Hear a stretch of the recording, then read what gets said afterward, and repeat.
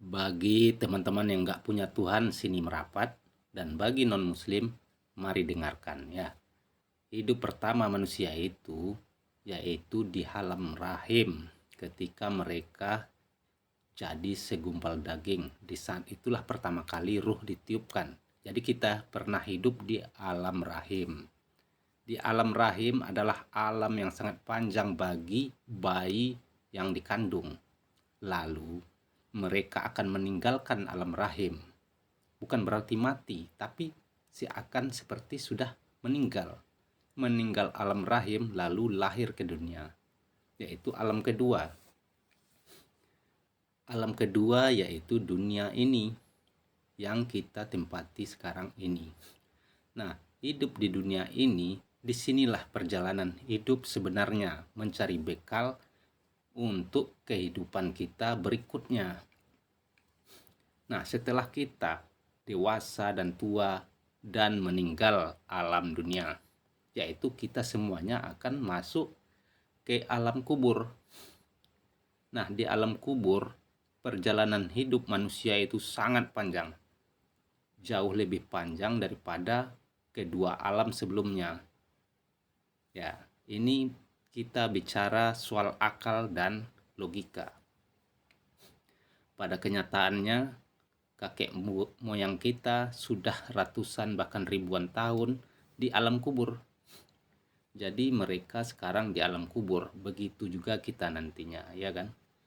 Jadi kehidupan yang panjang itu di alam kubur, yaitu kehidupan yang ketiga. Setelah nanti hari kiamat, barulah kita hidup di alam pengakiman, alam pengisapan. Di sanalah kehidupan kita yang keempat. Nah, kalau orang non-muslim, katanya setelah dia meninggal di dunia, mereka dan para nenek moyangnya langsung berkumpul ke surga. Itu nggak masuk akal, ya kan? Kenyataannya nenek moyang kita sampai saat ini jasadnya masuk ke tanah. Jadi ruhnya belum ada penghakiman karena dunia belum tamat, belum kiamat. Tentunya pasti ada alam setelah kita mati. Nggak mungkin langsung masuk surga karena belum ada alam penghakiman. Nah, untuk itu teman-teman non-muslim, saya ajak berpikir, tentunya kita setelah mati hidup di alam kubur. Jadi di sanalah siksa kubur itu. Seperti siksa sebelum kita dihakimi, kalau kita masuk penjara, tidaknya kita di penjara sementara, ya kan? Sampai hari penghakiman, sampai kita diadili kalau di dunia ini, sampai kita disidang. Setelah kita disidang, barulah jatuhnya putusan kita ini ditempatkan di mana dan berapa lama hukumannya. Ini kita ajak logika untuk di dunia dulu.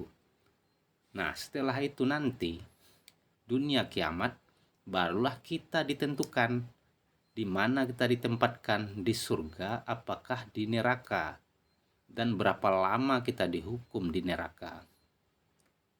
Namun pada akhirnya, kalau kita tidak pernah menduakan Tuhan, tidak pernah menganggap Tuhan itu adalah Tuhan yang tidak kita agungkan di dunia ini, kita akan tetap masuk surga nantinya. Kalau kita percaya Tuhan itu adalah Tuhan yang satu, tidak pernah menduakan, nggak pernah mensirik, menduakan Tuhan seperti berhala-berhala, ya tentunya kita akan masuk surga setelah pengisapan. Nah, berikut barulah kita masuk surga. Ini adalah alam kelima, alam terakhir. Setelah masuk di alam surga, apakah kita diberi semua yang kita inginkan? Seperti apa yang kita pandang di dunia ini, yang kita butuhkan di dunia ini sebelumnya nggak kita dapat. Di surga apakah kita dapat? Ya tentu.